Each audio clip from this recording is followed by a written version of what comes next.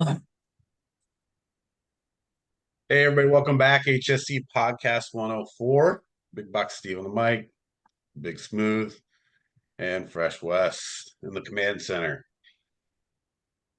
It all set up. All right, so big week last week in the tournament. Talking that tonight, and got some NFL stuff to talk about. So a lot of sports stuff tonight. We're not gonna do a movie or music for you guys, so we're gonna spare you. But we do got some top five for you anyway. Did Holly go for any of our songs? Well, I went through the list with her, so we'll see. You're Might like, not be Vanilla promising. Ice is definitely on there. Yeah. Yeah, you definitely got to have that. All right, well, let's jump into we'll do a trivia here in a second.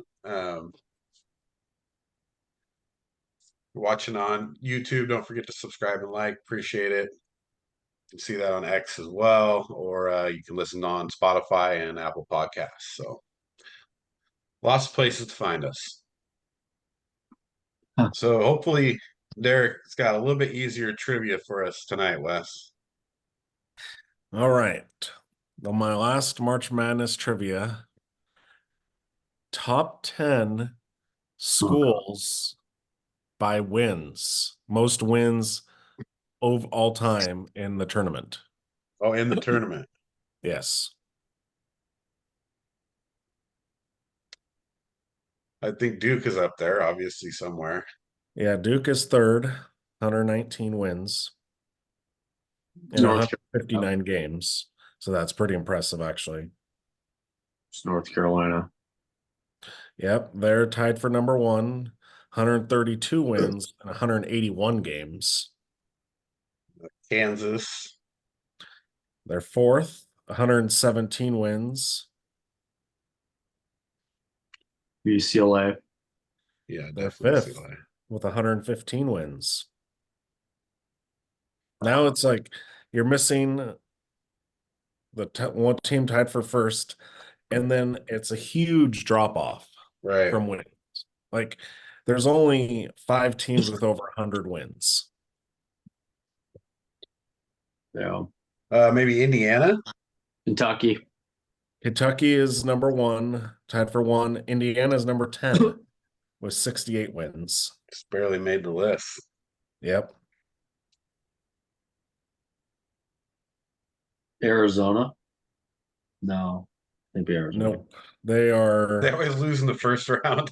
Yeah. they're 13th right now. Man, you would think that lately Gonzaga would be up there. No. There's also one, I don't know for sure when this list was created because they would be in the top 10 now What about after this run, but they're not at this list. Like Syracuse? UConn, What about yeah. Syracuse? UConn. Yeah. Syracuse is 9. UConn is just outside, but now they would be in the top 10. Probably, yeah. Yeah, Syracuse has 69 wins. UConn on this list has 65. So. Oh. But here's Syracuse has 69 wins and 109 games. So They've played a lot of games. yeah. So we're missing 6, 7, and 8. 6, They 7, all have 8. won national championships, of course. What about Michigan? No, they are 11. Number 11. Right outside. Let's see. You'd think, but so that's the thing. The teams have these good runs, but like, how long were they that good? Maybe Maryland. No, Maryland's not in there. One of these teams you can almost consider a dynasty. They had a good 4 or 5 year run. Won multiple national championships in that time. What do you got, Wes?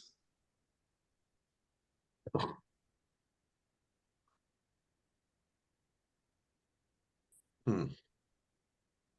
Quite sure. I know Florida won a couple championships. Yeah, they're right outside. They win percentage, they're one of the top. They've only been to 68 games and have won 48. Maybe like Villanova. Yes, Villanova. Villanova is 7 with 71. The last two, Yeah, give us the last two. one is their head coach is one of the probably greatest head coaches of all time. And he Oh, never, huh? Louisville. Well, yes, Louisville's number 6, but that wasn't the one. So what the last one is, this is the head coach is a Hall of Fame head coach, one of the best. You should never bet against them. Oh, Michigan State. Yeah, Yes, Michigan State. yeah, Oh, yeah. That makes sense. You would think Michigan had a run there for a while that they might compete with Michigan State, but Right. Yeah, but Michigan State, what? One with Magic. right. Oh, they did have the earlier And winners then, too. because Michigan, they had some, but it was the Fab Five and Glenn Rice and stuff. But Michigan yeah. State had a lot of years where they were going deep. Yeah, Michigan would go deep and then the next year wouldn't do anything. Kind of like this year, right? Got Juwan Howard fired. yeah. They weren't very good this year. Well, it says we were pretty close. It wasn't too bad. Yeah, those ones at in the middle there, those were tough. Yeah. Well, because you think Louisville's been around forever, and they go in pockets though. You know what I Right. mean? Because they are yeah, North Carolina 181 games, Kentucky 188, Duke 159, Kansas 166, UCLA 160 games, and then Louisville 120. So but Louisville with 120 games, 76 wins. So they don't win that much. They just go all the time. Right. So they're up there for games played for sure. Yeah. Yeah, the top ones are a little easier. Right. And then sad is because UCLA should be number one, but then they haven't done anything for like 30 years. Right. They've had some Except for tough losses, when they had some good teams. Yeah. Yeah, so they didn't help them out. Well, talking tournament, update. So where are we at on ours? I still have a chance. Yeah, so you have Purdue. I have What? Purdue against UConn. You have UConn against NC State. So we're both, and you have UConn beating NC State, and I Yeah, have you Purdue need beating UConn. Purdue to win both games. Yes.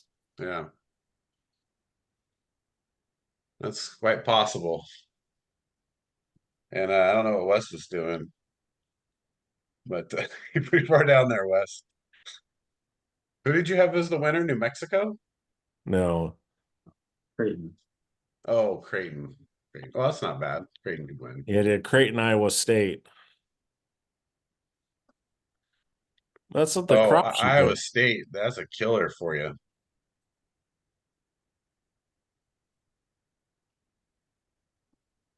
Yeah, so that took it way down. All right. Well, these will be big games here. So, what do you guys think? We got Final Four coming up here this weekend.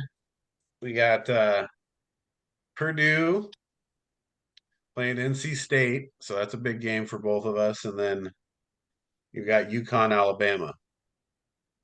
Let's start with UConn, Alabama, actually.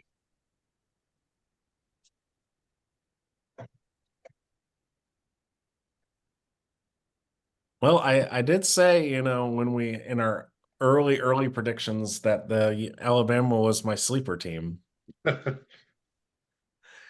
they actually started to play like, yeah, I did say that, Wes. Wes is like, whatever, dude. Go back and look. It's on video. I said Alabama and Marquette were my two. No. Derek wins. Yeah, but are they going to beat UConn? That's the No, question. no way. UConn is just, they're a juggernaut right now. Now get it. The thing with Alabama is they're crazy. And you don't want to play that type of game with them because they will just. It's one of those where with Alabama, they could win, scoring over like 120, or they can get blown up by like 40.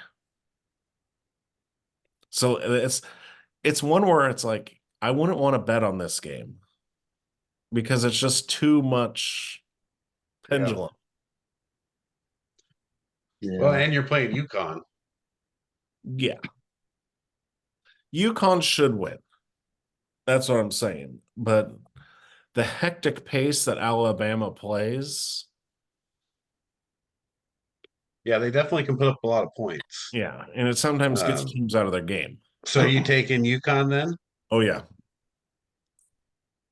And obviously you think it could go a lot of ways on score, but if you got to pick a score. Oh, I don't. It's so hard with high or college. I would say UConn wins by like 15. By 15. What do you got, Wes? Yeah, I got UConn too. I think they win by about 7 or 8. I just think that Alabama, yeah, they kind of play that. They kind of play helter-skelter basketball, kind of like Houston in the sense where, they could put up 100 or they can just struggle to score. And I just think UConn's they're going to figure out how to neutralize them to a certain extent. I mean, Connecticut, I don't think everyone talks about Connecticut being like, oh, this is one of the great teams. No, they're not.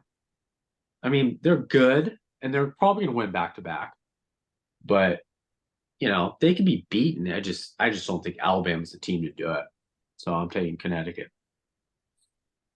Yeah, it's kind of tough. I got Connecticut winning, and I'll definitely pick them.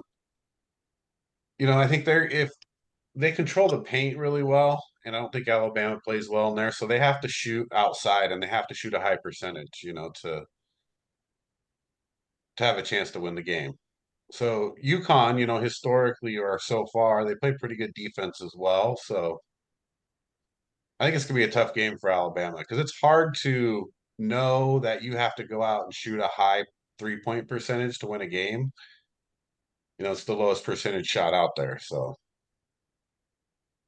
I'm gonna stay with UConn, but I think they probably win by 10. Yeah, I would say 8 to 10. I think Alabama stays with them. They can score. But I'll go UConn there as well. And then the big game, NC State Purdue. I mean, who would have guessed NC State would be here? You did. But they're here, and they run into Purdue, which looks like probably obviously their biggest challenge of the tournament. So what do you got, Wes?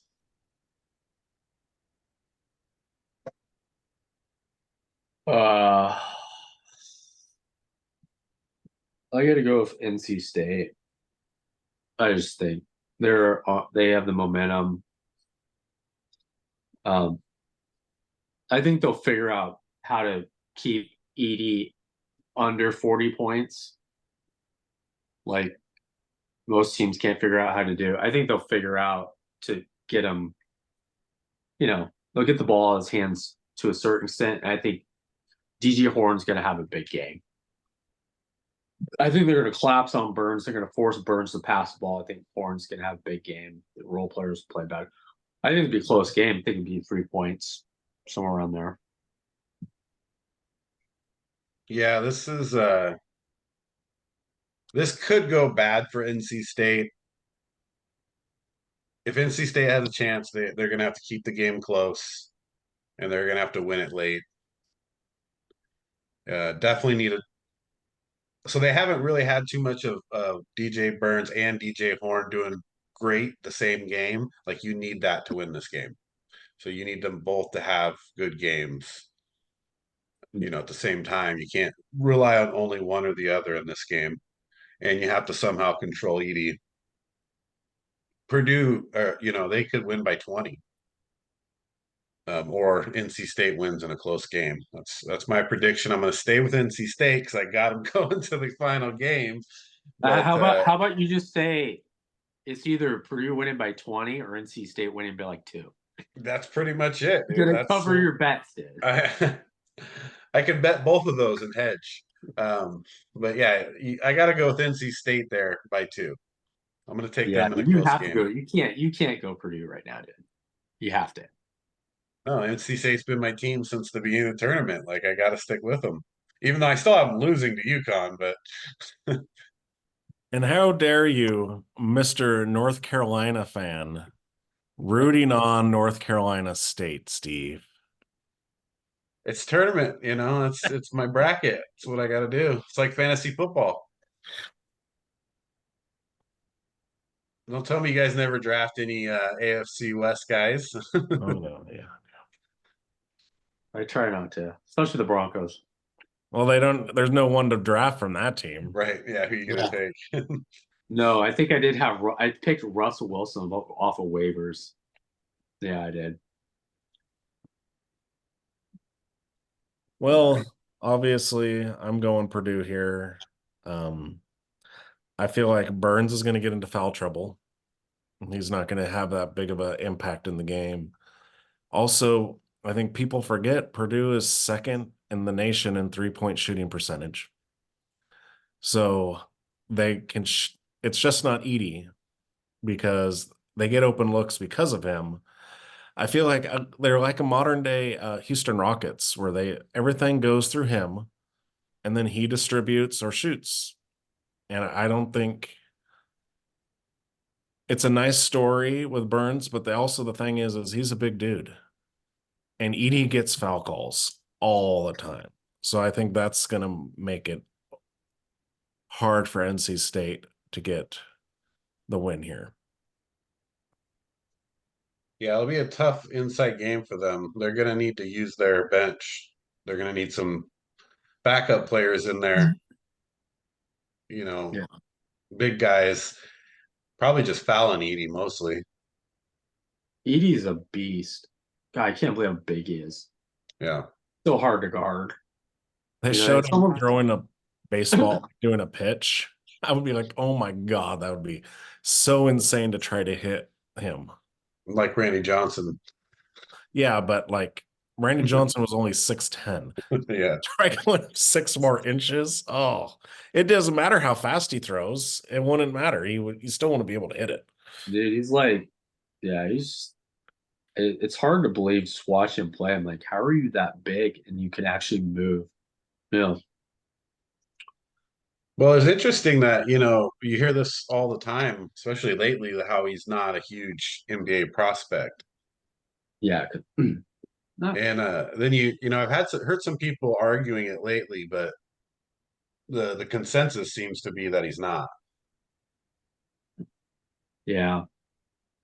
Shows you the state of the NBA, how they like their post players. They don't really like them anymore. Right. Yeah. Unless you're Wemby or someone who can put the ball on the floor, don't have your back to the basket the whole time, then all of a sudden you're not a pro. He's 7'4". He's a beast. Here, let me just give it to that 7'4" guy. Well, if you look like Wemby though, like look how different their game is. That's kind of what the NBA wants now. Yeah, that's why it's. I mean, dude, if I'm the Blazers, I don't think I'd ever draft a center again. But But this one, dude, This might be the one. That's what they They're always so say. bad. Like if you do have the 4th pick or the 5th pick and he's there, like I don't know. Well, I think they'll get him with like the 20-something pick, which They would could. because they Or got two just pick first them up rounders. I think. after the Well, draft because nobody's going to draft him apparently. Let's well, do a it's just physical first. Let's do a it's just physical. dumb to me. Is okay, end a game. Wouldn't you want someone like Edie? Because the ball's it's gonna be a slower tempo at the very end of games, like playoff games, half court offense. Wouldn't you want someone like that to feed the ball through to get open other Yeah, people open looks? at the 20-something pick, yeah. Because he's I mean, there's still a need for a big body, not just offensively, but defensively. You want a guy that can, that he can take up space. You know, is he going to be Kareem Abdul-Jabbar? No, but that's not the point. I mean, look at Portland and Sabonis.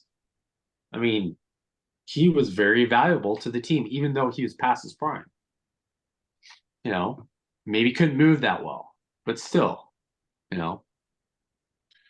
Yeah, it's I don't watch a lot of NBA anymore just because there's not much basketball being played anymore. And that's kind of the problem that I see with him is that those guys totally are losing value with the way the game's being played now. So somebody kind of alluded to what you guys are saying when I was listening to one of the arguments, and he said, you could use him for 10 to 12 minutes a game. Yeah. And it was funny because it's like, can you imagine that? They're like, let's draft that guy because we're going to play him 10 minutes a game.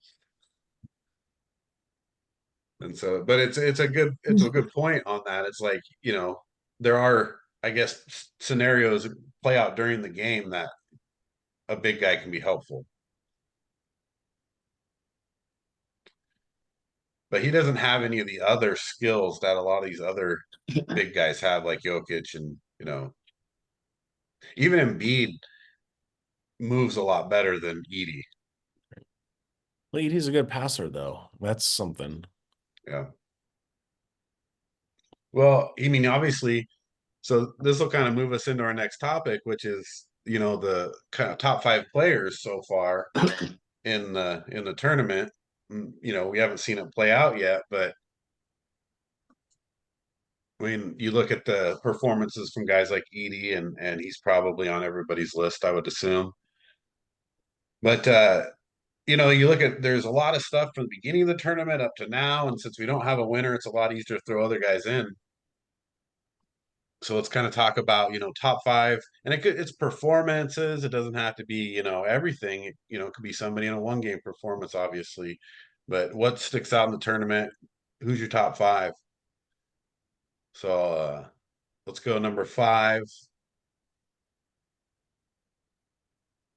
I'll lead off with this one. So I have Oregon's N'Faly Dante at number 5. I think he averaged 25 points a game, 11 rebounds a game. They lost a heartbreaker to Creighton, but he looked like an NBA center. He looked like he moved like the kind of guys that the NBA likes. He doesn't quite have the outside shot, but he's very mobile in the paint. He did a lot of good things, scored a lot of points for them. They obviously had just a big 2 playing, but I think Dante really helped himself in this draft coming up. That he probably is now looked as one of the guys that they might go after. So that's who I got at 5. What do you got, Derek? Well, I did overall, so like people like Gothi, I didn't put on my list or anything, but 5, I got Burns. I think he has been the catalyst of that NC State team, and he's made it run for them. And numbers might not be as spectacular as other players, but it's basically he seems to be the one that is the reason that they're going on. Yeah, I mean he's doing a lot, with a little. He's still averaging around like 16 a game or whatever, but right. he's doing a lot as far as passing and rebounding and just kind of running the offense. So Right. Playing great defense. yeah, it was hard for me. He's actually not on my top 5, but I went back and forth with him and a couple other players. It's like, man, it's real hard to decide who's making the biggest impact or who's really had the best the games going. So what do you got at 5, Wes? I got PJ Hall from Clemson. He's big body, 6'10", just versatile, plays good defense, pretty good from the outside. He's got good footwork. I think he's making a pro. But he played really good in the tournament. I was surprised. I didn't really watch much of Clemson in the tournament until I watched them play Alabama. They really blew that game. They missed their free throws. Like they would have started. I mean, they were like 8 for 16 from the line.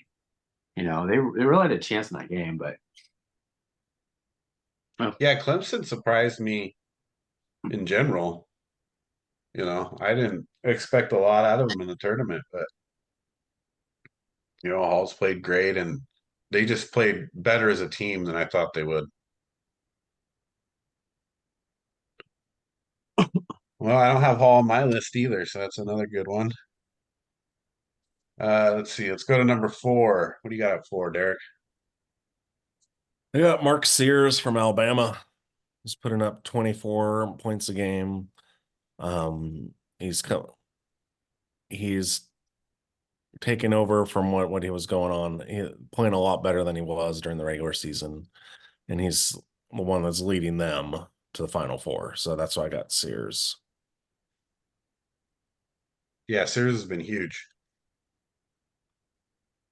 He's been really good for them. What do you got, Wes? I get Dante from Oregon. I mean, just spectacular performances. Like, doesn't miss a shot in the Pac-12 tournament. Just a beast. Just he can do a lot of stuff around the rim. He finishes great. Plays good defense. I don't like to call. He reminds me a little Dwight Howard, but I don't want to say that because it's Dwight Howard. But he's I mean, built that way. Dwight had plenty of good years when he came into the league. He did. But it's just like, yeah, I mean, as far as a pro, I mean, he's just got a lot of upside. I don't think he's reached his full been injured too much. Right. Yeah, hopefully he can stay healthy. Yeah, and his shooting percentage is crazy. Like, because it's all dunks. So even in the tournament he's shooting like 80, 90%, it's like because you're dunking everything. Yeah, so Dante's a good pick there. I also have Sears at 4 because he's made consistently make 3-point shots for them throughout the tournament. Scored 23 a game, which is really solid, and then shot a pretty high percentage. Outside of one bad shooting game, he's been solid for them behind the 3-point line and when they need it the most. So if he gets hot, that's trouble for UConn because he can hit 6, 7 in a row. I mean, he just did it the other game. So he's tough. All right, number 3. Wes, who you got at 3?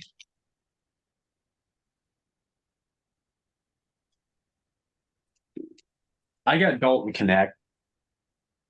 I just think he's just he's a 6'6" guy. He could do everything inside outside game. He could shoot the lights out. He can get to the basket. I think that's going to translate well to the pros. But that loss, he had 36 points. Just he balled. He just wasn't quite enough. So Yeah, he kept doing the game the best he could, yeah, but he was shooting a lot of shots. But he's been solid for them all tournament. Kind of carried the team 26 points a game or so, and another 7 rebounds. So he's definitely statistically carrying that team.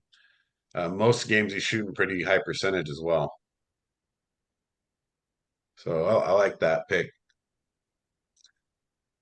My number 3 went out a little earlier, but I got Jack Golke here.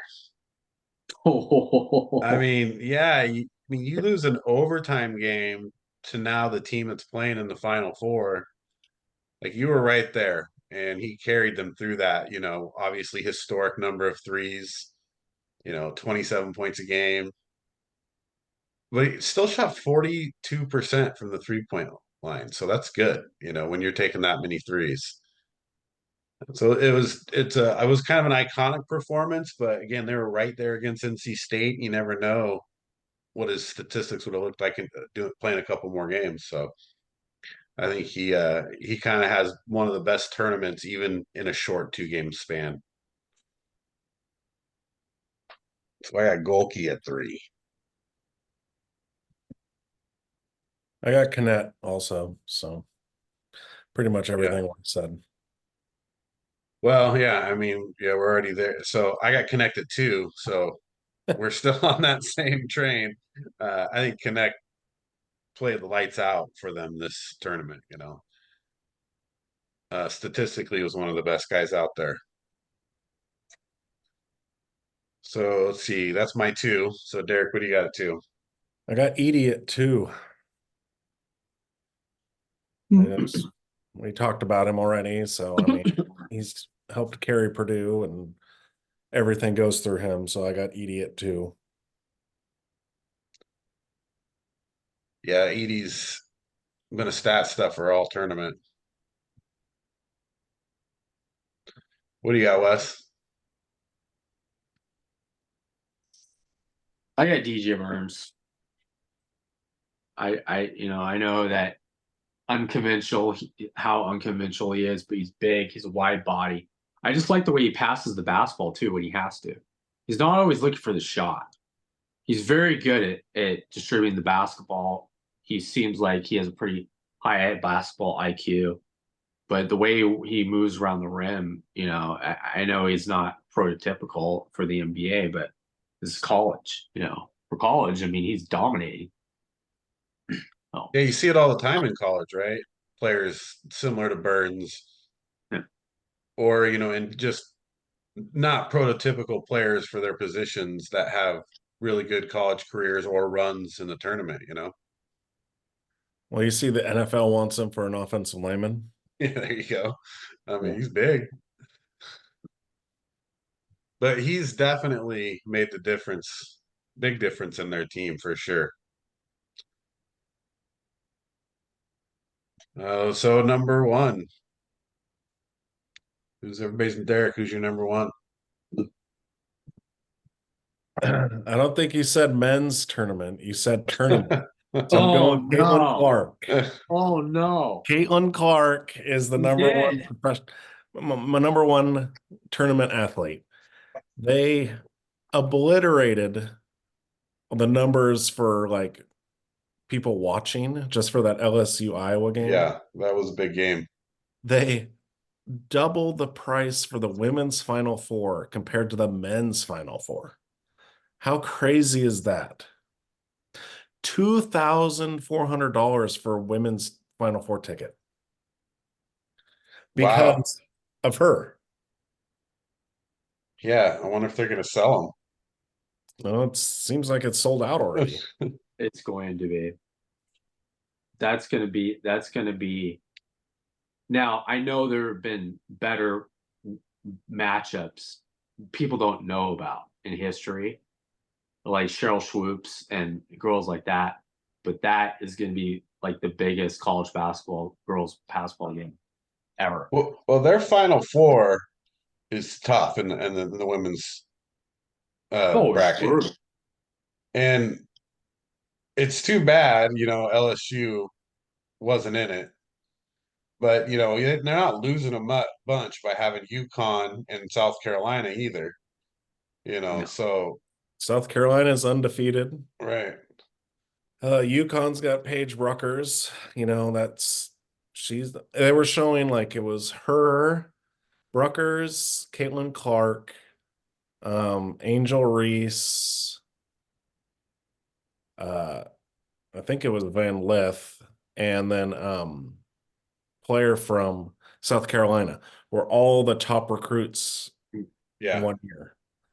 And it's like, oh, well, that worked out. You don't ever see like the top 5 recruits, and actually they all panned out. No. Yeah, then they're all competing for championships. Yeah. It's a really great Final Four for them. The Beckers, the way she's so skilled at handling the basketball too. She doesn't. I mean, Caitlin's getting all the spotlight. She's getting as far as like all the attention. But Becker's the way she played that US, she didn't have a great shooting game at the beginning, but at the end she just started light. I mean, she's pulling the one hand little floater. I mean, hitting the deep threes or the fast break where she's fast. I mean, she's not a big girl. She's a skinny girl and she really can fly and she has so many different shots. It's going to be I'm definitely looking forward to watching that game. It's going to be, I think Iowa's going to win, but I think it's just going to be, it's going to be an event for girls basketball. Well, yeah, I was watching the Iowa LSU game. That was an intense. I mean, it ended up, Iowa pulling away, but it was an intense game for most of it. Oh yeah, Yeah, she hit 9 3-pointers and they only won by 7. well, I mean, Reese had a big game, so they were staying around for the game. It wasn't like they were able to pull away till the end. Yeah. So it was definitely a good game. And so seeing, Reese and Juju now out of the final four, I think hurts though, because you kind of wanted to see LSU, maybe even USC in there. Yeah, the problem is they USC will be messed up back the next year. brackets. Yeah. You shouldn't have had LSU and Iowa in the same bracket. That was ridiculous. Yeah. Yeah, that wasn't a good seeding there. But still I think if you get Iowa playing, winning both games or even winning their final four game, and then your championship game will be huge. Well, especially if they get South Carolina, because the Right. undefeated South Carolina against Caitlin Caitlin Clark in Clark. Iowa. Yeah. It's so funny because nobody calls it Iowa. They call it against Caitlin Clark. Well, what's so funny is now, and it makes sense. I mean, um, because people like to poo-poo Caitlin Clark for, you know, all the hype she gets. But you know what? She backs it up. But when people are like, well, you can't call her the greatest ever, she hasn't won multiple championships. And I'm like, she went to Iowa, right? Yeah. I mean, sure, if she would have gone to UConn, they Probably would would have have, won 4 championships. yeah. I mean, it's like not everyone has to be like LeBron James and hop to wherever you want to go to win a championship. Sometimes you want to stay in your hometown area and win a championship. Yeah. Yeah, it doesn't always work out either. So there's a lot of players that, go to schools for those reasons. And yeah, you're not always going to win. Like it'd be a huge difference if she was on a stronger program. Oh, yeah. You Yeah. put her on LSU or South Carolina, forget about it. Yeah. So, I mean, that's a good pick. I mean, we definitely didn't specify. I mean, I only had my list from the men's bracket, but so I got number one. I got Edie at number one. I don't know how you put anybody else there. He's the most important guy on the team for them. You know, every game he's just killed the stats. He's averaging like around 30 and 15 a game. And that's huge. So he's dominating the middle, he's scoring, and then when he has to, he's distributing the ball. So as a dominant player and best overall performance in the tournament so far, I think it's hard not to pick Edie there. But I still hope he loses. So even though he's the number one ranked, he's got to go against DJ. Dude, I don't know. Wes, what do you got at number one? Edie. I go with Zach Edie. He's just a beast. I mean, I thought Gonzaga did okay in the first half. They kind of collapsed on him, and then I don't know what happened the second half. It's like they just lost their minds, but he just dominated. I mean, 40 points in that game. Against. I mean, just overall, he just rebounding, scoring, take it up, giving opportunities to the rest of his team, stripping the basketball. Yeah, he's number one.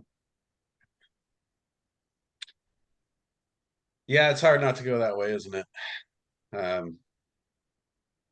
We'll see, we'll see how this plays out because NC State, they're on a long run of basketball games. I think they really could use that week off. But they'll probably still be at the point where, they're getting tired. So we'll see if they can hang on against Purdue. Go. Sticking with them. Let's go. All right. Well, let's jump back over to football for a little bit. Although, just I guess before we move, we did say the women's Final Four was really good. I think this is a really good Final Four. Like as far as just kind of rating it against years past and Final Fours I've watched. Like both of these games, I'm really kind of excited to see how they play out. Just So, disappointed they didn't play him earlier in the day. right. But they, I think this is one of they'll get a lot of viewership too because I think the fans are looking forward to see, how this one finishes out. I think this NC State story also being an 11 seed is kind of becoming a bigger thing. Yeah, it could have been worse. I mean, actually, those two matchups are intriguing, especially Purdue, NC State. But Alabama's got a chance because you just don't know what they're going to do. I mean, both teams. I kind of looked at the Elite Eight. When I saw the Elite Eight, I was like, do I really even watch these games? I was just like annoyed that all these teams lost. It's like, do I really want to see Tennessee? Do I really want to see? But then I watched Clemson. I was like, dude, actually, Clemson's fun to watch. But yeah, I think it's a pretty good. There's been worse Final Fours in the last 10 years. Yeah, I agree. Yeah, I like you said, this one's also something to be excited about. So I can't wait till the games this weekend and see how it plays out. All right, so jump back over to NFL. Obviously, first thing in NFL that pops up is Stephon Diggs to the Texans, right? I mean, it definitely hurts the Bills, but forget about the Bills. Like, how much does it help the Texans? Well, we were saying earlier and Wes were saying Texans are one of the favorites in the AFC. And now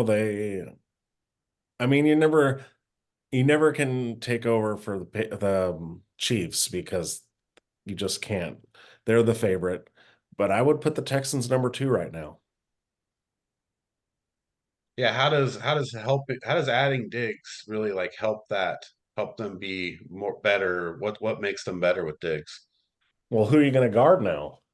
Yeah. I mean, you've got Dell, you've got Collins, and now Diggs, you've got Schultz, Mixon at running back. Pick your poison. Yeah, I Yeah. like the Mixon pickup a lot. Yeah, I mean, the thing about that is Diggs also doesn't have to be a number one. He doesn't have to be your primary guy all the time. And I think part of that is teams were like, all right, when it came to, they put so much pressure on him at Buffalo that I think here there's just a lot more options. They can move him around. I think it's potent. I mean that. And he doesn't have to catch in the snow. Yeah, he doesn't have to complain about the snow and complain about everything. And yeah, Well, the problem is with Diggs is he complains about everything wherever he goes. he does. He's like, why is Tank Gill getting all the targets? What about Yeah. me? Don't you know who I am? I mean, to think about this, the Bills traded him for a second-round pick Yeah. and have a dead cap of $30 million to get rid of their number one wide receiver. There has to be a reason. Yep. He didn't want to be there. Right. And the stupid thing is he didn't want to be there last year. He didn't. You saw it all year. Doesn't want to be there. Well, I think the Texans are probably a good system for him. It's just not just far as how they play, but the culture that D'Amico Ryans has with the team. And if Diggs can fit into that, I think it's a real great spot for him. He runs routes. He's a very good route runner. So his style is not quite the same as a Nico Collins or a Tank Dell. So I think that gives them a better option and it helps Diggs get open more because they're gonna, he's gonna be running a lot of routes and Collins and Dell, they do run a lot of deeper stuff. So it gives them like the middle of the field as well. So that's gonna be nice for CJ Stroud. Yeah. So that'll be super helpful for the Texans. So that was a big move, but I agree you got to put the Texans now up as a contender, considering what they did last year and with what they've added so far. And we got to put Stroud up for MVP, right? I mean, I hate to say it, but look what you add a guy like Diggs, who let's say he has a bad season, probably goes for 800-900 yards, right? On a terrible season. And you're still going to have production from your other guys. So, I mean, that puts him, up in that, 4,500 yards next year. Mm-hmm. We'll see if he overcomes the sophomore slump, though. Right. You never know. He could come out and throw 30 interceptions. Turns into into Jameis Winston. No, I think they've got him in a position to do well. I think especially adding Mixon and Diggs for him. Man, just think if they could have done that for Fields. They're like, no, you get nothing. You got DJ Moore. Yeah, a little late. Could use some help a little earlier, but You know what? We could say the same, if only Mac Jones would have had some help. no. And not a defensive coordinator as your offensive coordinator. You can't really blame. That was unbelievably dumb. No, Mac Jones still sucks. Like, yeah, I mean, but he is rated one of the top backups in the league. No, dude, Cody Pickett's better. Cody Pickett is definitely the best backup in the NFL. Just guess who they rated the best backup in the league. Number one backup in the league. Let's think about that for a second. Jacoby Brissett. Jacoby Brissett. No. That's correct. Oh my God. And then Gardner Minshew is 2. Backup. I mean, Jacoby Brissett, really? That's pretty surprising. I mean, maybe a few years ago I could see it. Yeah, not now. No. He's definitely not Steve DeBerg, man. No, like when Brissett was on like the Colts and stuff, he was not bad. Yeah. But last year, wasn't he on the Commanders or something? And he sucked. He hasn't been great lately. I just seeing him at 1, that was a little shocking, I guess. I don't know what to say about that. Yeah. So that's big pickup. So talking about receivers, we got, who's worse off right now in the NFL? So we kind of hopefully look through the three teams you thought were the worst. And just the receiving corps. We're just talking wide receivers. And there's more than you think. And then there's teams that you didn't realize how bad they were. Well, I had my top three, and then I thought of another team, and I'm like, wait, they are the worst. Not even Then you get the third, worst they are in the there. worst team. So All right, well let's start with third worst. So we don't want to give number one away yet. So what's your third on the list here? These are worst uh, wide receiving cores. right now, but this is going to change because they're going to draft wide receivers, I Well, guarantee. yeah, I mean there's draft and then there's free agency still, of course. But I'm going Bills.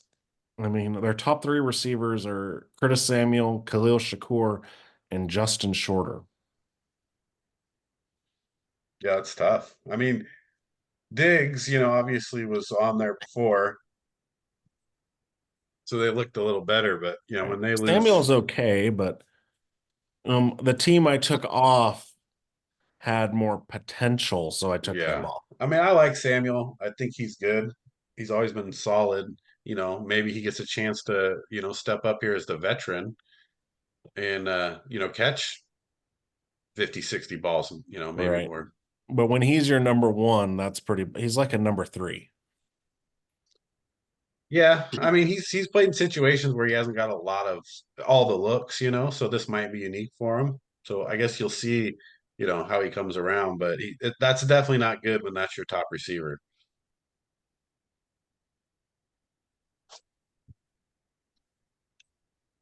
I missed them too. I think that's one you could add in there.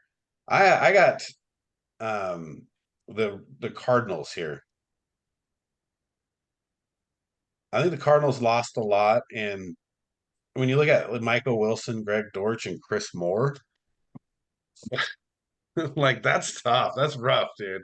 Like because Dortch has potential, but I don't even know that he's starting, in most top threes or even close. So when you have one guy that has potential like that, and they got Zach Pascal, I guess, is on the roster too. He's not terrible, but they come in at three for me. They got to draft a receiver. They have to. So that Arizona there at three. What do you got, Wes? Three. I had the Bills too, just because they lost their two best receivers and they don't really have a number one anymore. No. Yeah, losing Davis and Diggs is rough. Yeah, so Bills, we'll see. I mean, I guess did they draft a receiver or what Oh do you yeah, do? they're going to take a receiver. I mean, they're going to get like Mitchell, probably. I mean, what about going after, free agents? You got, I mean, like Tyler Boyd, you could Yeah, go get him. I feel like if they would have done something already, if because it feels like did just it all come to a head? Was Yeah, this because plan all you're along? running into draft stuff, right? And it's like, Because why would you get rid of Gabe Davis if you knew you were going to get rid of Diggs, right? yeah, Because they said they're going to go to, 21 personnel and all this stuff. Oh, you're going to have two tight ends and you're going to get some utility receivers, and Josh Allen's going to be happy with that. It's kind of ridiculous. Well, But the they're going to rumor run the is they're going to run the they, ball more of Cook. yeah. They're going to make him the focal point of the offense. I understand that, but you still need to have a stud wide receiver, one, and they're going to have to draft one. That's all there's to it. well, the other rumor is they're going to go after Ayuk. Yeah, I've seen some like fake trades up for that, but Yeah. that's kind of tough. I mean, what are you gonna do? Give up draft capital for Ayuk? No, you give up draft capital for neighbors. That's about it. Or like a Duze or someone like that. But you could get 7 receivers in the first round. I mean, they projected 7 receivers to go. You can get a guy later in the first round. That's probably what they're going to do. They don't have to trade up. They're going to have someone fall to them at most likely. That's going to be good. Yeah, there's a lot of receiver talent in the draft, that's for sure. They got to do something though, so that's for sure. They can double dip. They can take like a Adonai Mitchell in the first, and then like the dude from Oregon in the second. Franklin, yeah, they could grab Franklin in the later. second, or one of the Washington receivers, or Right. That's true. It's maybe they do get a couple of them. I guess what are their other team needs though, right? Are you going to really spend your first 2 picks on wide receiver? No, they've got so many needs. That's why I think they're Yeah. kind of done. They lost a lot of people. Yeah. Yeah, so I think the idea is, kind of Wes was alluding to that is run the ball a lot and just put some mediocre players. They do have a good, I mean, Dalton Kincaid's solid, dude. He's a good tight end. So that's not like they're have nothing, but their receivers are just rough. So The problem with that is like, okay, Josh Allen, yeah, he can run and stuff, but what is his biggest quality? He has a gun. So yeah. now we're just gonna let him just throw 5-yard passes now? Oh yeah, that's Yeah. they got to get somebody. It's ridiculous. But Well, there's not a lot. There are some free agents, right? So you could go, and not to say that they're great, but a guy like maybe DJ Chark, it's you're upgrading a little bit to what you got, so you're still. Yeah. What looks like there is you got a bunch of threes and like whatever. So I'm thinking they're at least taking at least one wide receiver. Right. And then you can work Samuel as a number 2, and then Shakir is your slot. Yeah, well, Shakir, he's got the speed, right? So Yeah. he's going to be the one that they're going to be trying to take advantage of Allen's arm. So maybe you do need just a good possession receiver, Yeah. Keon Coleman, right? right? There you go. I mean, he'll probably slip farther than he should. I mean, you put Keon Coleman in a lot of other drafts, and he's up there pretty high. Think about that. The first few weeks of the season in college, if you were watching, you're like, Keon Coleman's the best The receiver. number one pick, yeah. Like, Yeah. how do you not pick this guy? He was amazing, and he's still good, and obviously with not even the best quarterback play, especially late in the season, right? It was pretty rough without his quarterback. Yeah. All right, so number 2, kind of back and forth with these two, but I got to go with the Patriots here. Kendrick Bourne, Demario Douglas, Juju Smith, KJ Osborne. That's not good. That's not good at all. I mean, the only reason they're not number 1 to me is because Kendrick Bourne has a little bit of potential. Juju's not going to give you much anymore, but he's at least a name. And KJ Osborne, he's not terrible. So not quite as bad off as the Cardinals, but they're a pretty bad off right now. So I got the Patriots here at 2. What do you got, Wes? Patriots are my number 2, even though I want the Broncos, but I can't pick the Broncos because they got Josh Reynolds, which I have no idea why Josh Reynolds wants to go to the Broncos. It's idiotic.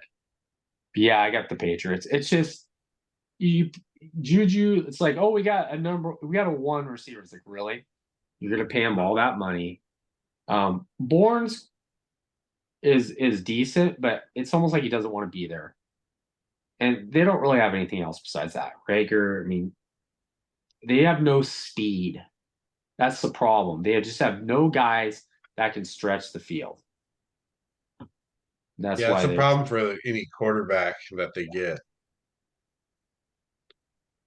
And they're probably going quarterback in the draft, right? Obviously. So, I mean, Well, how do you feel as a rookie no, quarterback coming into that but situation? this is why I don't think they're going to go quarterback because I think they know themselves. Like, all right, okay, we're going to get the third quarterback here, and it might be May, or it might be. It's like, do we really want to put a rookie in there with a rookie head coach who's 37 years old, which we're not even sure about that, and he has no receivers that really anything to speak of, and we're going to put a guy in that situation. Why don't we just trade down and we're not going to be good for 2 to 3 to 4 years anyways.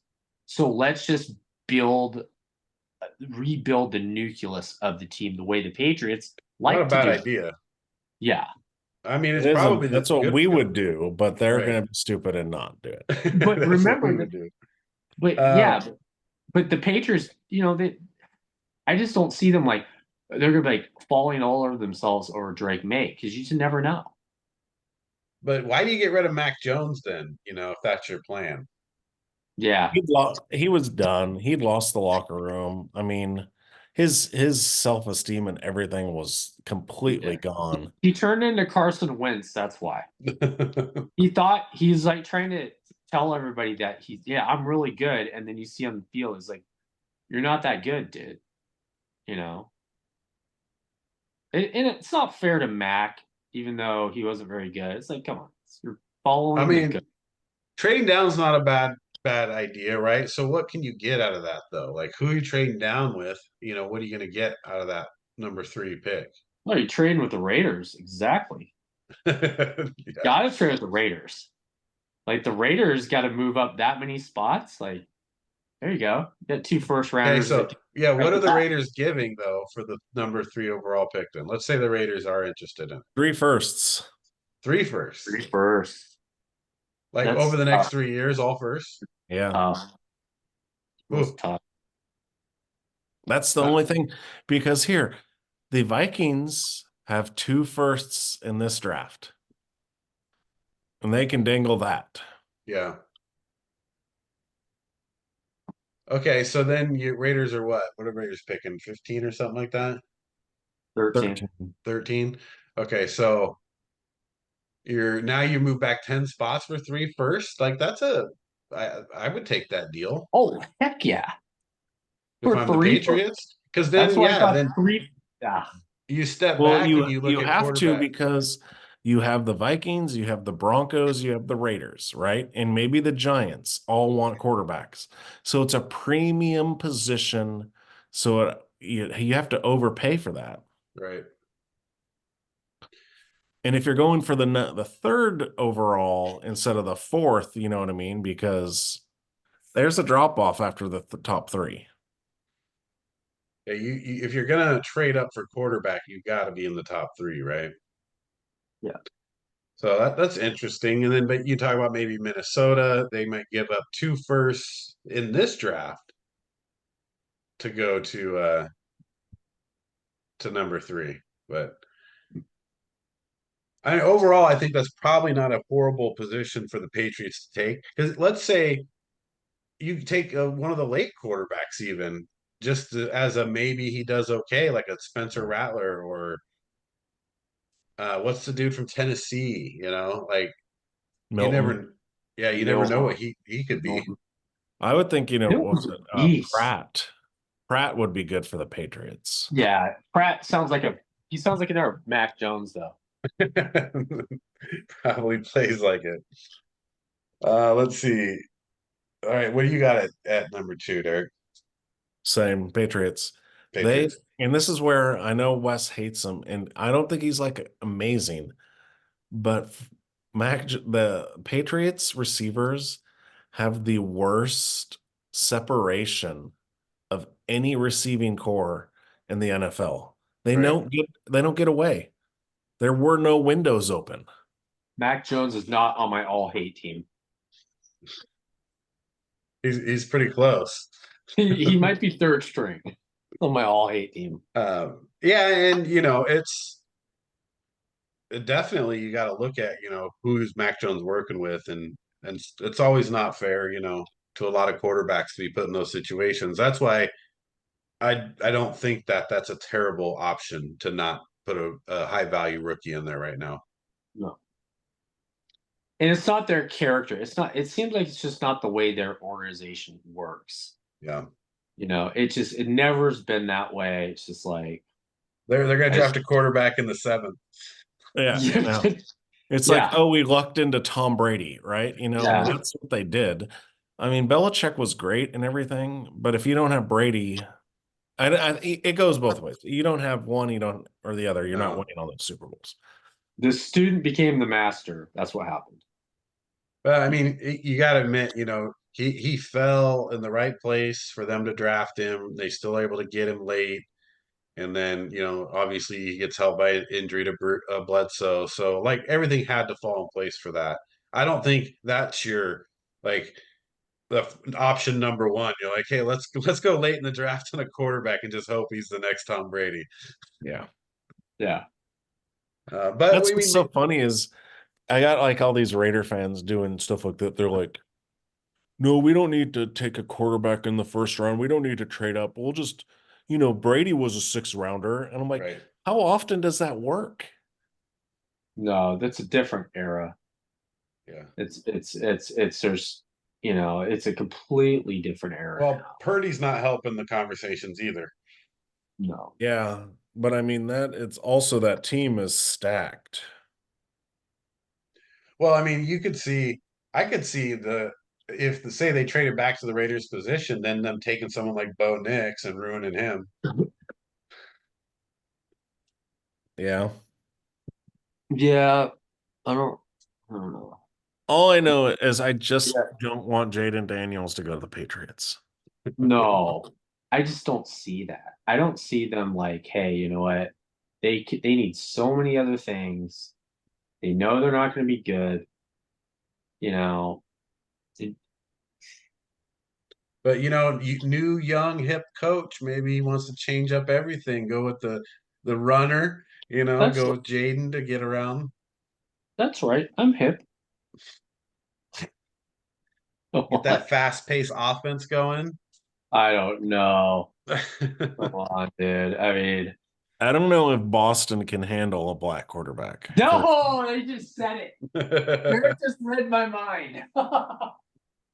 Derek's not afraid to say it. I mean, I mean, history states it's. times they are changing. I mean, even like Jason Tatum. Oh, dude. I mean, Dude, you guys seen The Departed, man. That's all you need. Just watch The Departed. Remember what DiCaprio said. All right, well, enough Patriots talk. Let's talk about number one.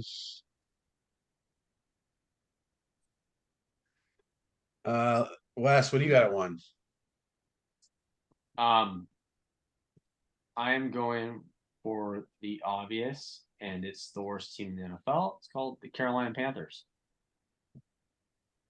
When your best receiver is Adam Thielen, and you're paying Deontay Johnson 10 or 7 million, and besides that, you don't really have anything else.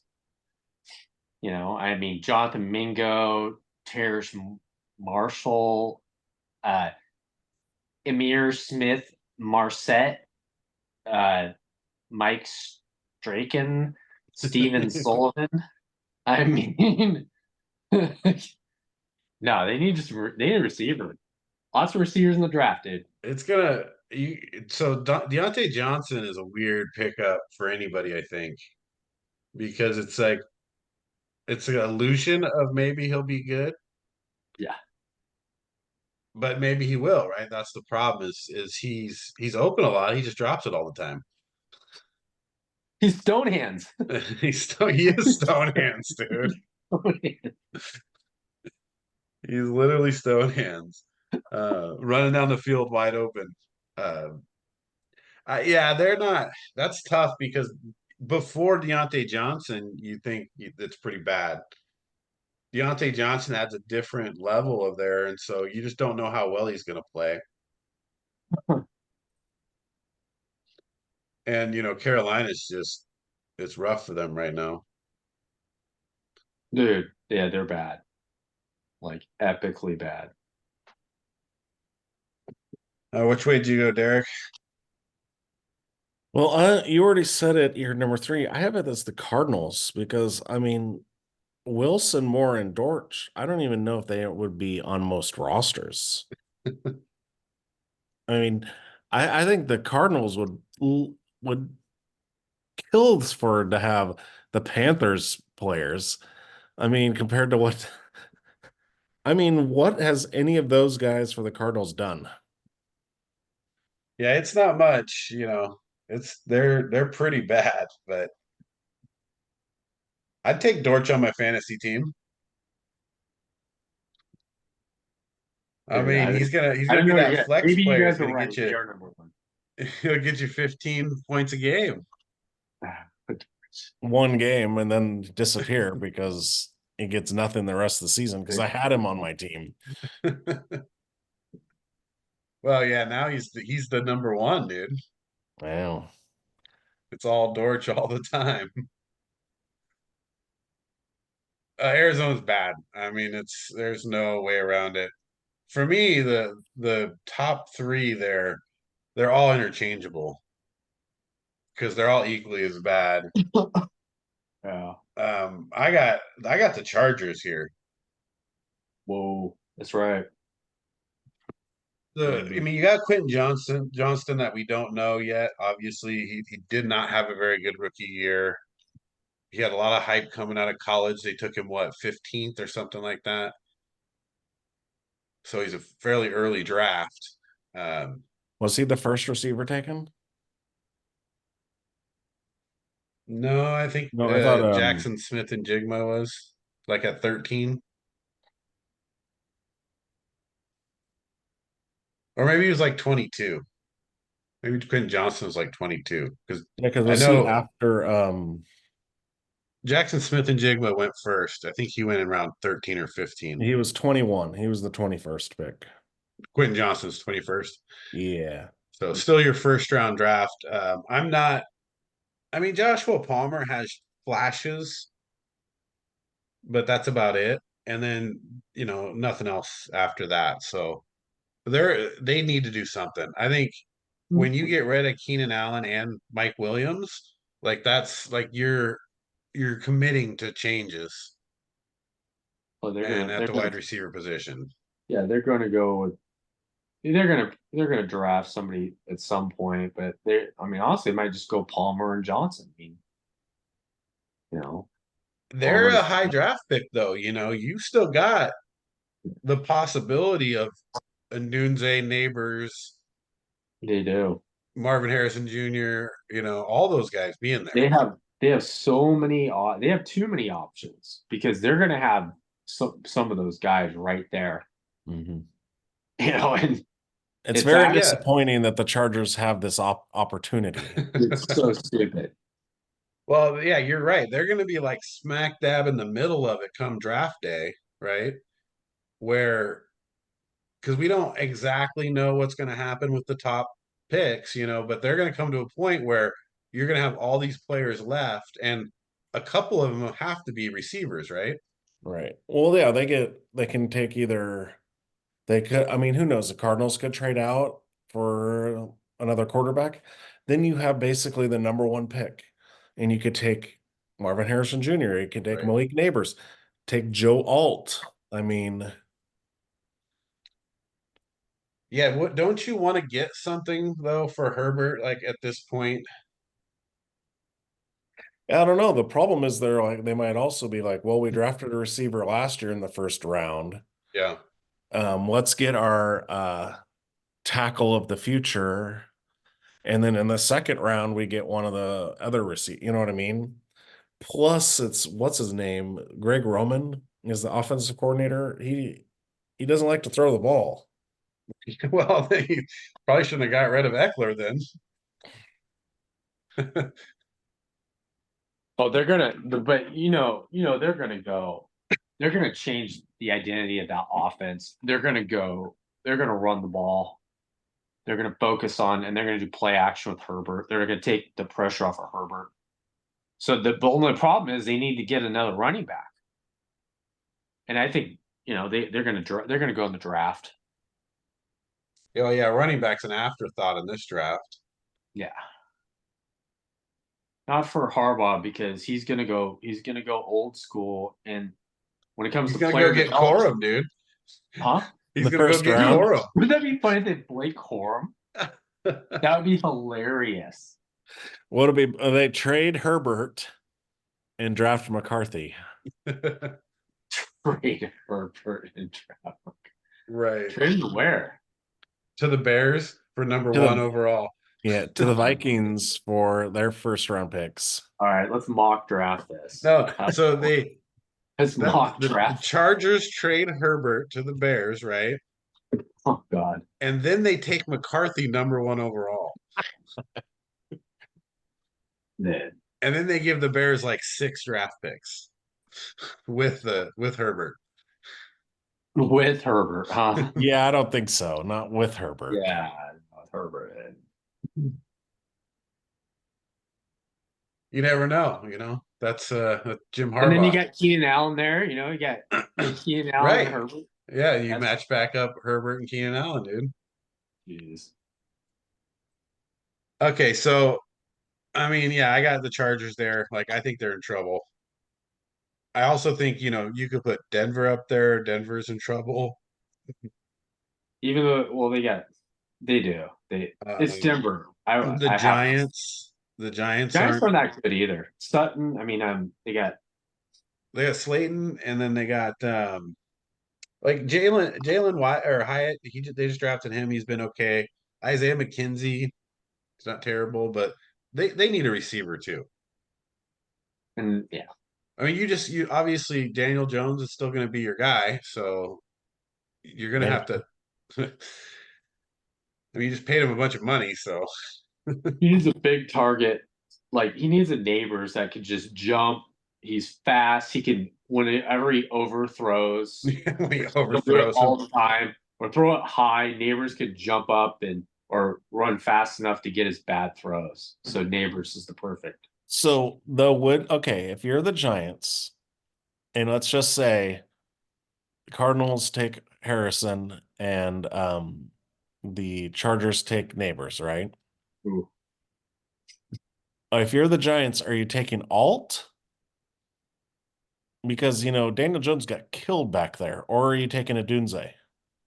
I'd say, you know what? I think just let him get killed and you get another quarterback next year or the year after. And just roll with it and see if you can get someone that can stretch the field and maybe Daniel Jones doesn't get killed and he can throw the ball.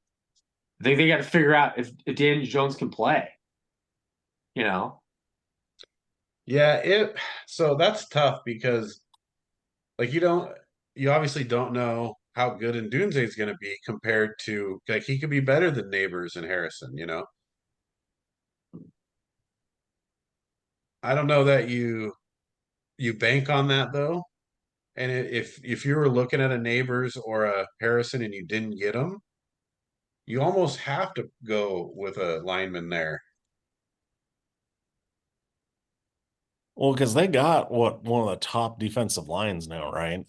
Well, you're getting your choice though is the thing, right? Yeah. With the receivers, you've already had 2 other teams choose who they wanted of the top 3. Right. At that point, now you get your choice of the best lineman you out there. Right. Based Now, if on like your the Chargers take Alt, then yeah, I take Neighbors in a heartbeat. Okay, well let's run through the top 10 then. Okay, so number 1, Bears. McCarthy. It's McCarthy. Oh man. Jane Daniels. Oh my God. I want Steve just to have Dude. like a video recorder on you or something when they draft and just When they draft McCarthy. If you're getting rid of like that would make me mad. Like you got rid of Fields to then draft McCarthy. Like Right. I've made amends. I've come to terms with Justin Fields being gone and Caleb Williams is the pick. Like I've come to terms with that, and I don't see them going any other way. They can't. If they did, Holes would be fired. Yeah. So obviously Williams to the Bears. So Yep. Washington, I've seen McCarthy's name thrown in here, but you would think it's got to be Drake May or Jaden Daniels, right? Yeah. Okay, so of the two, what's your I which think one's it's going to better be for Daniels. Washington? What's that? I think Daniels is going to go to the Commanders. They already had what's his name, the head coach of LSU, Brian Kelly, slipped and said it. Yeah. Well, you got a new style of offense you want to run, and this Jane Daniels might look a little better for that on paper. I think it's just Daniels has the lower floor and the higher ceiling, whereas Drake May is more like, you know, more of a safe pick. So I kind of feel like they're going to go with the more. Daniels to Washington. What do you think, Wes? You think Daniels to the Commanders? I hope not, but I mean, I hope they get Drake May, so then he falls to 3 and we move up to 3 and get him. So Maybe Drake May, Daniels pulls an Elway. Says Yeah. I want to play for my college coach. I don't want to play for any other team. Yeah, I mean, I think go either way, but let's say Daniels to Washington. So then we got the Patriots here at 3. oh, Could be Drake May.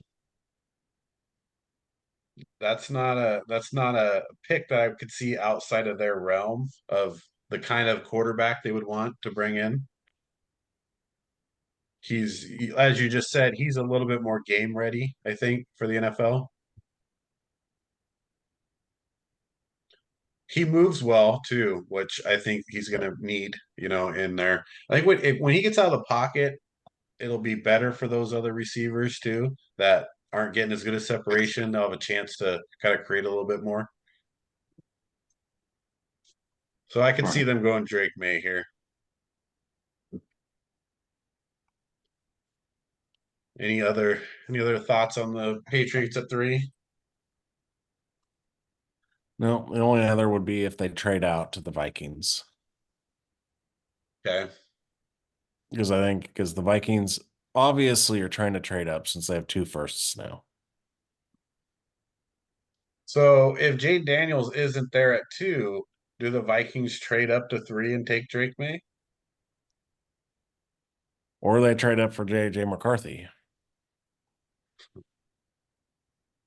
Yep, I've seen that mentioned where the Vikings might want to, but man, trading up for JJ McCarthy now, that seems like a weird thing.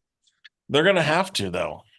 Because somebody's gonna let's just play it out. Okay, Drake May goes to the Patriots. Cardinals take best receiver. You Yeah, know, so without any trades, for Arizona goes Marvin Harrison Jr. probably, right? yeah, I would say so, yeah. And then 5, the Chargers.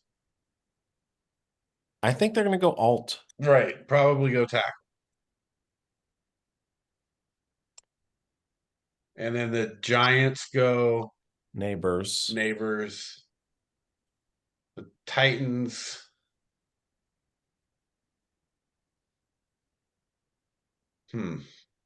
Trade out. But That I might would, be a legitimate trade out there, but if they have to pick 7, who are they going to take? Bowers. yeah. Bowers that's a good. Bowers are one of the tackles. I don't know. I think Okay. after alt, the tackles are all interchangeable after that. There's like 3 or 4 of them. Okay, so we'll just say they go tackle. Uh, we'll just give them the Penn State Fashanu guy. Yeah. 8, the Falcons. Dallas Turner. Wow, Dallas Turner. Boy, they probably need him. And they don't need a receiver now. They don't need the quarterback now. Right. Yeah, they probably go defense there. Bears, they probably will get It's Dunze. either tackle or Ndunze, right? Yeah. So they'll probably get the other tackle from what, UCLA or whatever. You mean, or the defensive end from No, or not. No, the other tackle. There's another tackle. I Oregon don't remember who it's State from. or Alabama.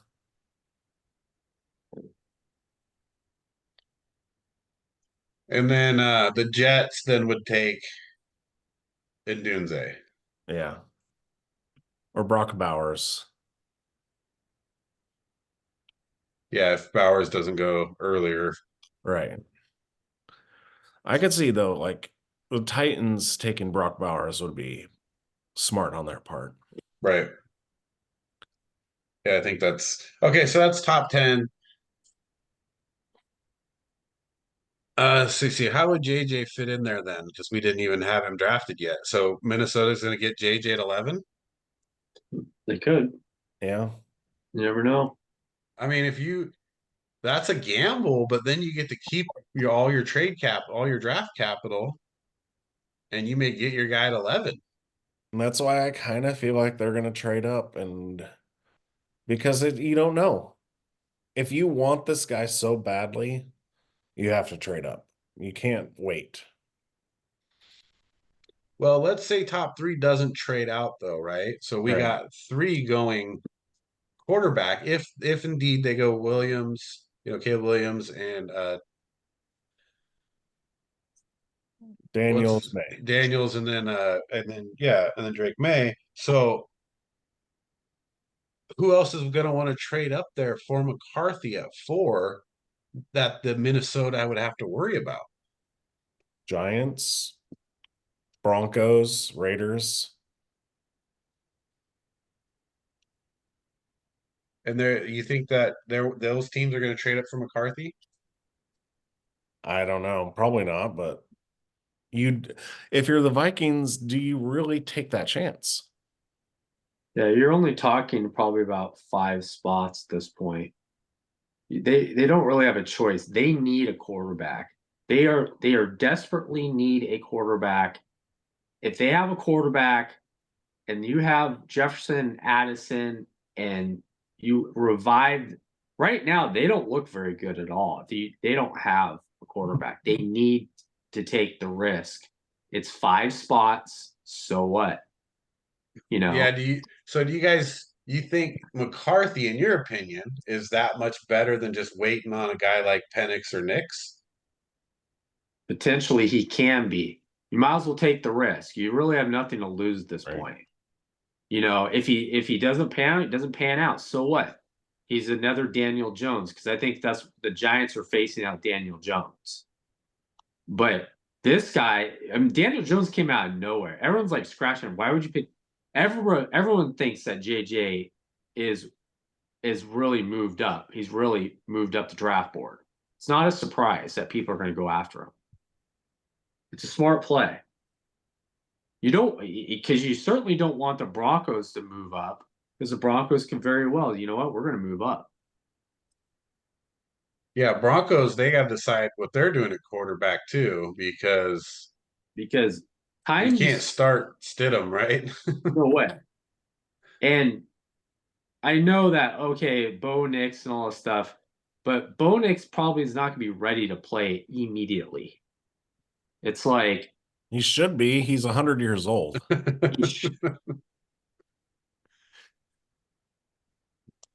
I mean, in football years, he's getting up there. Well, that's the thing. It's like, would you take a quarterback that you're like, we're going to let him sit, even though he's almost past his prime? Yeah, you gotta play him right away if you draft him. So who's that quarterback? He's Chris Winkie, dude.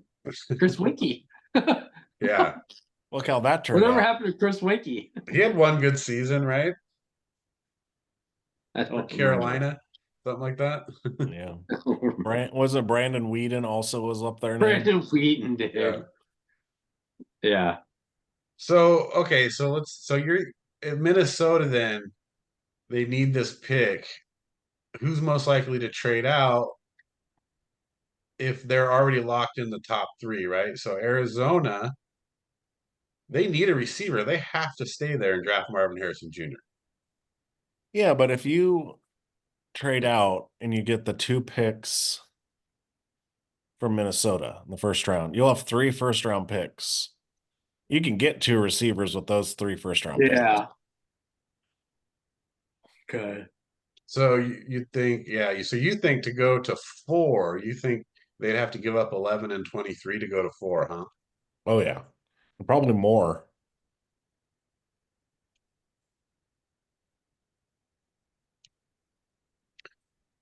So now they go to 4, then they draft JJ. But we still didn't have any other quarterbacks going top 10. So that really doesn't affect the Giants because they can now go Marvin Harrison Jr. or still Malik Neighbors. Unless Right. the Chargers then say, hey, we're going to draft receiver. Yeah, then I think the Chargers would then take Harrison Jr. if they could. Right. Because, Harbaugh's watched him play, so. Okay, so you now you have the Minnesota moved to 4. Like, where's that leave Denver and the Raiders? Well, I think the Raiders have okay, so the Broncos are kind of screwed because they have Stidham, so they have to take somebody. The Raiders, I know you're gonna laugh, but they have Minshaw and they have McConnell, who are decent, right? I would, if I was them, I would take Penix at 13 and not wait. So not trade up, just wait, and if Penix is still there, just grab him at 13. Yeah, if Penix is gone, I mean, he's gone. I'm not going to the top 10 for Penix. No.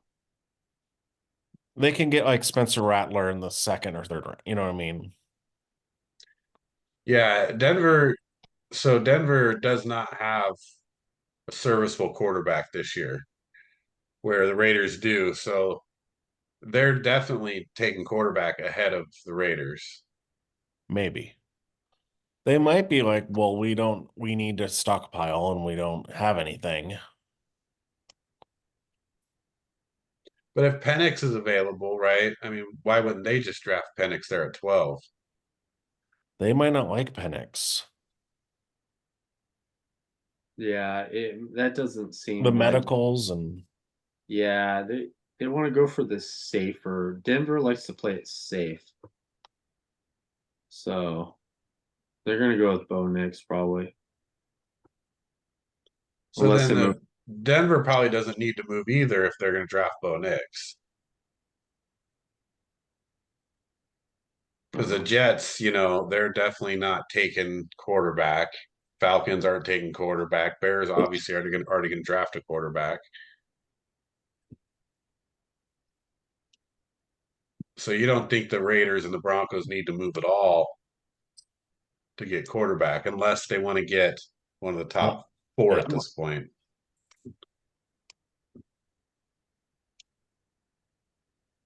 Yeah, I mean, so I don't think it's good for the Broncos. I think but geez, what are they going to trade now to move up? Do they even have anything left? I don't know. Like you could have our next 72 third rounders. Yeah, so I mean, as we get closer here, right? Do you Now, think you'll see any pre-draft day trades though? well, if someone wants in that top 3, I think they will. You think they'll do it before like draft day? I think so. Because they pulled out a couple on draft day last year. Yeah. I get it though. If I'm the Commanders or the Patriots, I kind of want to wait You because want to it's wait it out, right? Till desperate. That's like they, how like Chicago I was surprised last year. It was early. but I mean, you can't turn down that offer. No.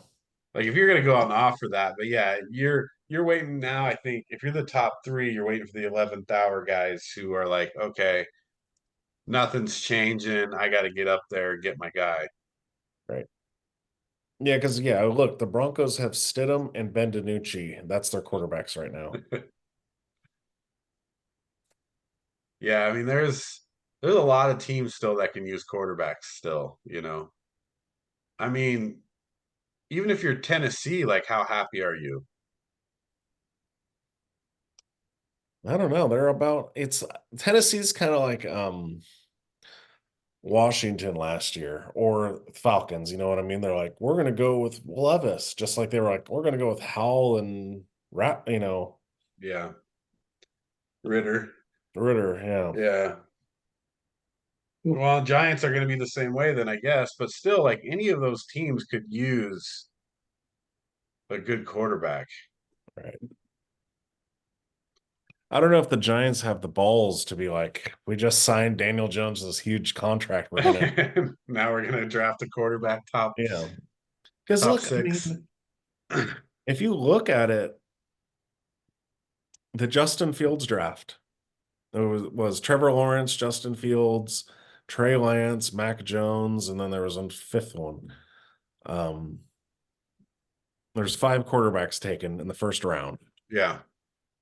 and only Trevor Lawrence Zach Wilson, right? Yeah. Zach Wilson. I mean, Zach Wilson technically is still on the Jets, but only Trevor Lawrence is anything Yeah. now. Yeah. That's tough, you know, when you look at, and everybody talks about Caleb Williams, you know, and I'm definitely like sold with the idea now, but you don't know how good he's going to be. You know, if you could get the right deal for him.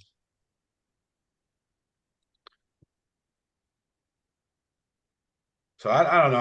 I'm not a huge Caleb Williams fan where I'd say it's not worth not taking any trade. You know, if the right deal's there, I think I would do it.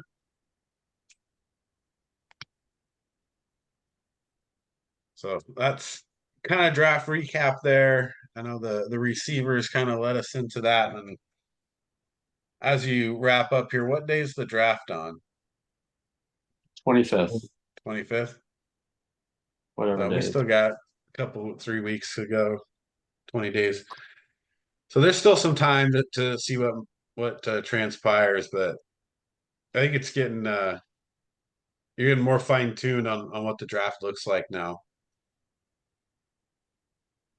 So we'll have to start doing some closer to the day of the draft mock drafts. We'll see who can get the closest mock draft. Yeah. And those things are such crapshoots. It's not even. Well, that's what I'm saying. The whole draft, you never know. This should be an interesting draft. I think this is the most excited for a draft I've been, and probably the most exciting part of the year. Yeah, you got the number 1 pick of a generational talent, dude. And then you got another top 10 pick. Of course, you're going to be excited. Right, We're at like, oh man, we're going to get stuck without a quarterback. And right. Raiders have pieces though, so you know, I don't know if I'd want to run the season with O'Connell and Minshew, but you Wow. the know, at least they have players around them. best case scenario for me is they draft the best player available at 13 and then trade back into the first round and get Penix. Right. And somehow Penix falls. Yeah. Because we don't know his medicals. Some teams might have taken him off the board. Right. So the Raiders are like, oh, we'll take him though. We don't care about his medicals. Well, supposedly they came back okay, but that's the thing is, remember like Maurice Hurst? Yeah. Everyone was like, oh, he's like a first round talent, and he went like in the 4th round because they're like, oh, we found a heart condition. Yeah. Oh, Well, there's a lot of players that have injured out, you know, and or just been injured a lot, and then just it continues for them. So I that's mean, a tough, like I'm seeing Jeremiah Trotter's like a 3rd round pick. right? Yeah. And then there's guys that got picked high, and obviously got hurt. So it definitely can go both ways. All right. Well, we'll wrap up with the draft there. And so as we get closer, we'll kind of see if we can keep narrowing that down for you guys. All right. Well, can't wait for Final Four. Any parting thoughts there? You'll be drinking Boilermakers here this weekend. Oh man, that's the game. That's the game for us. So watch that. All right. Well, thanks for watching, listening. If you're on Spotify, don't forget to subscribe and like. And we'll follow up next week with the get ready for the championship game. So we'll see you guys next time.